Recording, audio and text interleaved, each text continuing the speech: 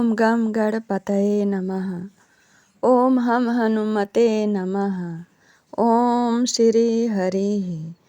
श्रोताजन, आप सबको मेरा नमस्कार। मैं आपको भक्तराज हनुमान के वृहद चरित्र को सुना रही हूँ। अभी तो विभिन्न रामायणों से जो लिया गया है उस चरित्र को सुना रही हूँ।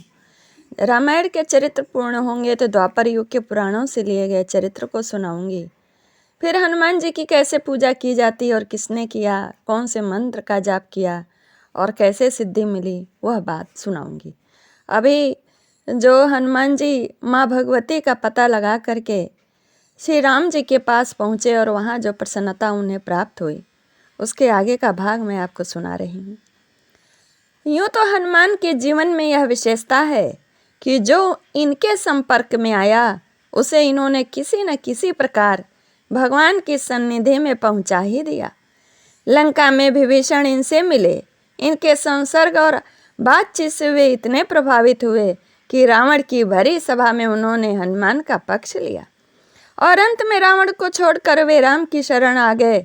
उस समय जब सुग्रीव के विरोध करने पर भी भगवान ने शरणागत रक्षा के प्रण की घोषणा की, तब इन्हें कितना आनंद हुआ यह कहा नहीं जा सकता।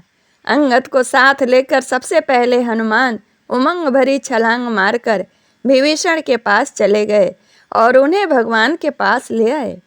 उनका एकमात्र काम ही है भगवान की सेवा और भगवान की शरण में जाने वाले की सहायता। समुद्र बंधन हुआ, उसमें हनुमान कितने पहाड़ ले आए, बहुत ही पहाड़ लाए, उसकी गिनती नहीं की जा सकती। सेतु पूरा होते होते भी ये उत्तर की सीमा से एक पहाड़ लिए आ रहे थे। इंद्रप्रस्थ से कुछ दूर चलने के बाद उन्हें मालूम हुआ कि सेतु बंधन का कार्य तो पूरा हो गया। उन्होंने सोचा कि अभी इस पहाड़ को लेकर कहाँ ले चलकर क्या होगा, वहीं रख दिया। परंतु वह पहाड़ भी साधारण पहाड़ तो था नहीं। उसकी आत्मा ने प्रकट होकर हनुमान से कहा, भक्तराज, मैंने कौन सा अपराध किया है कि आपके कर कमलों का स्पर्श प्राप्त करके भी मैं भगवान की सेवा से वंचित हो रहा हूँ। मुझे यहाँ मत छोड़ो, वहाँ ले चलो जहाँ भगवान के चरण हैं और वहीं रख दो। पृथ्वी पर स्थान न हो तो मुझे समुद्र में डुबा दीजिएगा, लेकिन भगवान के काम आऊँ तो जीवित रहना अच्छा, नहीं तो इस जीवन से क्या लाभ है। हनुमान ने कहा, गिरिराज, तुम वास्तव में गिरिराज हो। तुम्हारी यह चल निष्ठा देखकर मेरे मन में आता है कि मैं तुम्हें ले चलूं, परंतु भगवान की ओर से घोषणा की जा चुकी है कि अब कोई पर्वत न लावें। मैं विवश हूँ, परंतु मैं तुम्हारे लिए भगवान से प्रार्थना करूँगा। जैसा वे आज्ञा देंगे वैसा मैं तुमसे कह दूँगा। हनुमान भगवान के पास गए। उन्होंने उसकी सच्चाई और प्रार्थना भगवान के सामने निवेदन की। भगवान ने कहा, यह पर्वत तो मेरा परम प्रेम पात्र है, उसका तुमने उद्धार किया है। जाकर उससे कह दो कि द्वापर में मैं कृष्ण रूप में अवतार लेकर उसे अपने काम में लाऊंगा। 7 दिनों तक अपनी उंगली पर रखकर ब्रज जनों की रक्षा करूंगा। हनुमान ने ब्रज भूमि में जाकर गोवर्धन से भगवान का संदेश कहा। हनुमान की कृपा से गोवर्धन गिरी भगवान का परम पावन कृपा पात्र बन गया। भगवान के नित्य लीला का परिकर हो गया। सुबेल पर्वत पर भगवान पर्णशैया पर लेटे हुए थे। सुग्रीव की गोद में उनका सिर था। अंगद हनुमान चरण दबा रहे थे। धनुष और तुणीर अगल बगल रखे हुए थे। लक्ष्मण पीछे की ओर वीरासन से बैठकर भगवान को देख रहे थे। भगवान अपने हाथ में बाण लेकर सहला रहे थे। भगवान ने चंद्रमा की ओर देखकर पूछा, भाई, अपनी अपनी बुद्धि के अनुसार तुम लोग बताओ कि यह चंद्रमा में श्यामता कैसी है। सुग्रीव, विभीषण, अंगद आदि ने अपने अपने भाव के अनुसार उसके कारण बतलाए। सबसे बाद में हनुमान ने कहा, प्रभु, चंद्रमा आपका सेवक है, आपका भी उस पर अनंत प्रेम है। वह आपको अपने हृदय में रखता है और आप उसके हृदय में रहते हैं ना। बस आप ही चंद्रमा के हृदय में श्याम सुंदर रूप से बसे हुए हैं, तो इसीलिए वह श्याम है, आप ही के जैसा। भगवान हंसने लगे। सबको बड़ी प्रसन्नता हुई। कह हनुमंत सुनहु प्रभु शशि तुम्हारे प्रिय दास, तव मूरत विदुर बसत सोई श्यामता आभास। हनुमान को तो सर्वत्र भगवान के दर्शन होते थे। चंद्रमा में उन्होंने भगवान के दर्शन किए तो उसमें आश्चर्य की क्या बात है। राम और रावण का भयंकर युद्ध हुआ, हनुमान ने उसमें कितने राक्षसों का वध किया, यह रामायण प्रेमियों से छिपा नहीं है। समय समय पर युद्ध में उन्होंने राम, लक्ष्मण, विभीषण, जामवान सभी की सहायता भी की। मेघनाद से युद्ध करते समय लक्ष्मण को बड़ी भयंकर शक्ति लग गई। वे रणभूमि में मूर्छित हो गए। मेघनाद और उसके समान अनेक सैनिकों ने मिलकर चेष्टा की कि लक्ष्मण को उठा के ले चलें, परंतु वे सफल नहीं हुए। लक्ष्मण को जमीन पर से उठा न सके। हनुमान ने उन्हें आराम से उठा लिया और राम के पास ले आए। उन्हें मूर्छित अवस्था में देखकर राम शोकाकुल हो गए। जामवान ने बतलाया कि लंका में एक सुषेण नाम के वैद्य रहते हैं, यदि वे इस समय आ जाएं तो लक्ष्मण स्वस्थ हो सकते हैं। हनुमान ने लंका की यात्रा कर दी। उन्होंने सोचा कि शत्रु पक्ष का वैद्य है, शायद रात्रि में ना आवे, इसीलिए उनका मकान ही उखाड़ ले चले। सुषेण ने राम सेना में आकर लक्ष्मण को देखा और बतलाया कि द्रोणाचल से यदि आज रात भर में औषधियां आ जाएं तो लक्ष्मण जीवित हो सकते हैं। हनुमान ने भगवान का स्मरण करते हुए द्रोणाचल की यात्रा की। यह समाचार रावण को मिल गया था और उसने कालनेमी नामक दैत्य से मिलकर ऐसा षड्यंत्र रचा कि हनुमान को मार्ग में ही अधिक समय लग जाए और वे कल सूर्योदय के पहले यहाँ न लौट सके।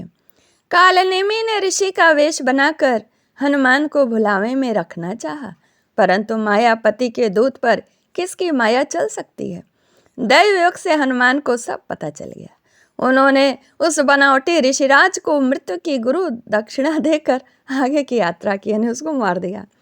हनुमान द्रोणाचल पर पहुंच गए। रात का समय था। वे औषधियों को नहीं पहचान सके। शायद औषधियों ने अपने को छिपा लिया था। हनुमान विलंब करना तो जानते ही न थे। रातों रात ही उन्हें लंका पहुंचना था।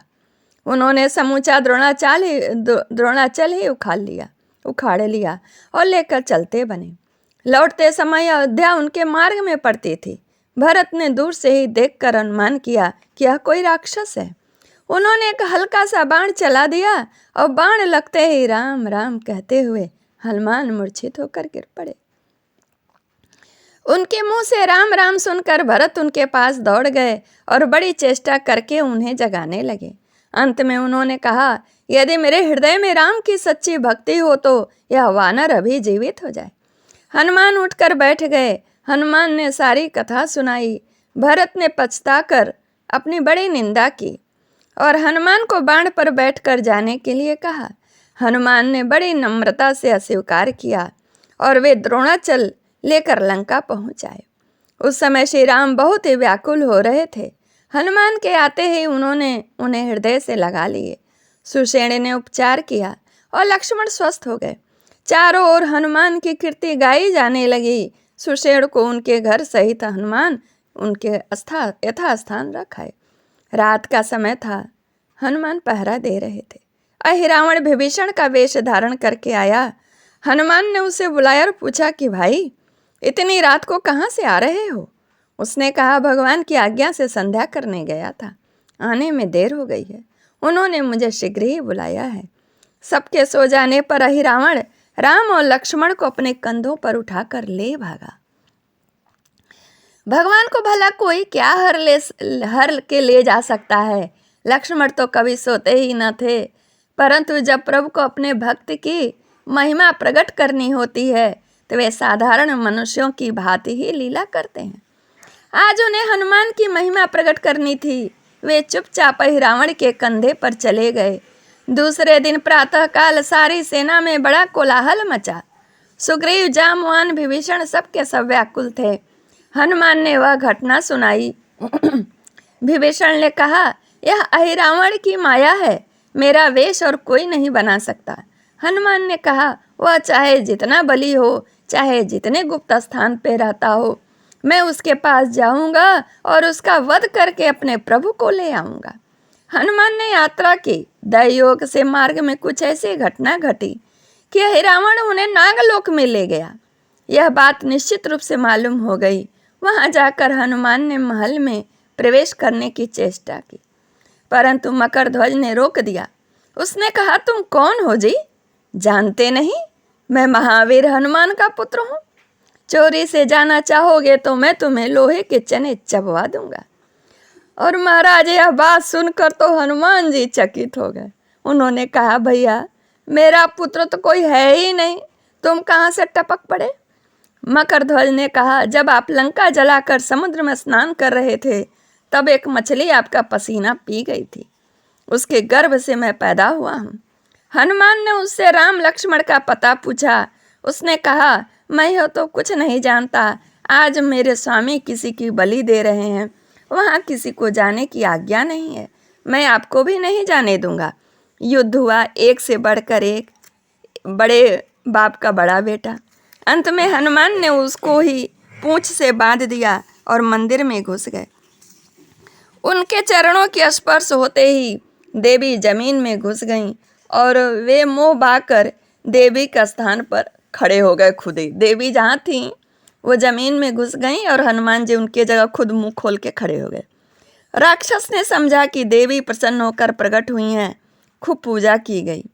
आज की देवी जी जो कुछ फूल माला अन्न वस्त्र आता उसे मुंह में ही रखने लगे, क्योंकि वो तो हनुमान जी ही थे। बलिदान के समय पर राम और लक्ष्मण लाए गए। उस समय राक्षस उनसे अनेकों प्रकार के विनोद करते, उन्हें भांति भांति से तंग करते। वे चुपचाप सहते, चूं तक भी नहीं करते। अहि रावण ने कहा, अब तुम लोग अपने रक्षक का स्मरण करो। भगवान ने हंसकर कहा, देखो तुम्हारे देवी तुम्हें ही न खा जाए, यानी हनुमान जी।